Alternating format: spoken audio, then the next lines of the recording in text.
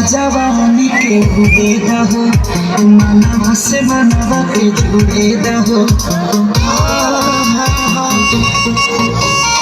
छिका जवानी के उड़े दहो मनवा से मनवा के जुड़े दहो आज सुते दटा तारिया तान की टूट जाए राजा जी टूट जाए राजा जी पलंग का दीवान टूट जाए राजा जी पलंग का दीवान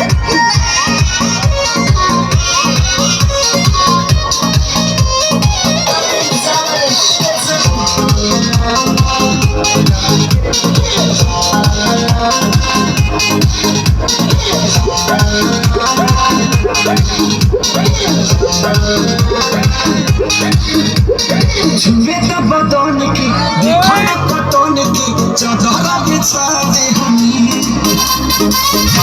पलंग जी पलंग